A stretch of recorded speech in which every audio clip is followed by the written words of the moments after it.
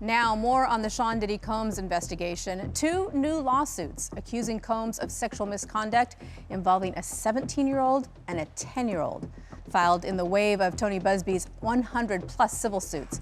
It comes as authorities from multiple federal agencies launched an interagency operation at the jail where Combs is being held. The goal was to maintain a safe environment for the employees and the incarcerated individuals. The Metropolitan Detention Center is not new to negative press. It's faced scrutiny for years over deaths, violence, and dismal conditions.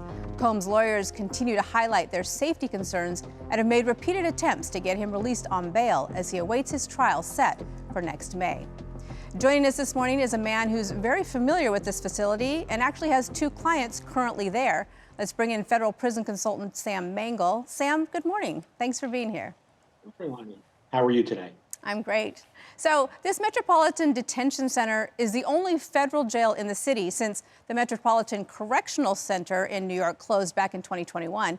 And just last month, 9 inmates were charged in a series of attacks. 2 inmates were stabbed to death, and a correctional officer was charged with shooting at a car. Sam, you've got personal experience with the federal justice system. Just how dangerous is this place? I try to describe it basically as hell on earth.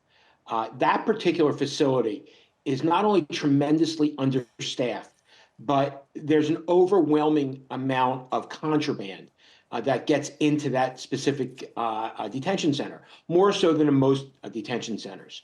It's not uncommon for my clients to call me from cell phones or to do podcasts live from their cells.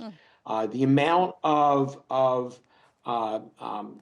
contraband that gets in there only causes a lot of the safety issues that you're referring to. When you say contraband, specifically what kind of items are you talking about? Number one, cell phones. I had a client's father call me and say that he has on 3 different occasions had to pay a third party up to $6,000 for a cell phone to be brought into his son, who 2 weeks later got the cell phone confiscated. He wound up serving about a month in the SHU, which is the secured housing unit, went back out and got another cell phone. So predominantly they're cell phones that cause a lot of the problems there. Okay. Now, you work with clients to explore sentencing mitigation avenues, such as participating in programs that might reduce their sentence or improve the conditions of confinement. Could any of those programs actually help Sean Combs in his situation?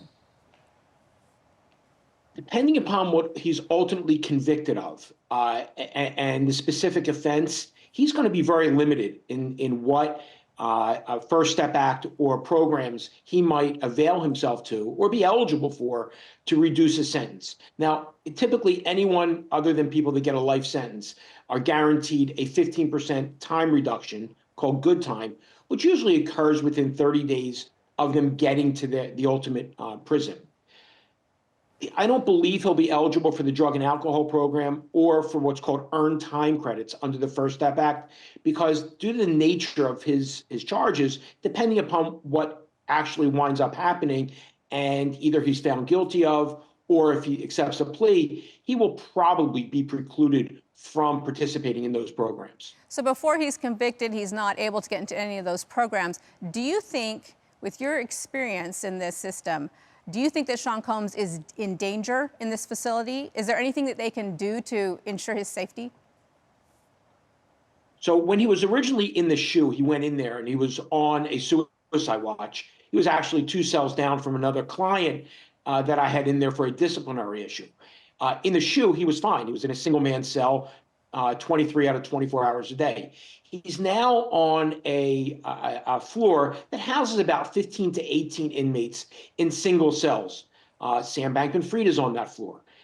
They are freer to walk around the floor. They have a little recreation area, but this is typically for higher profile inmates. So Combs would be considered there, Sam Bankman-Fried. You'll see, mafia individuals that are usually housed on that floor.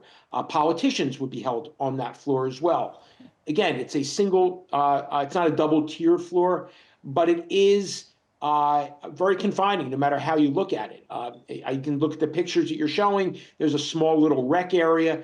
but he would typically be in a single man cell. He's not on suicide watch, and have a bit more freedom.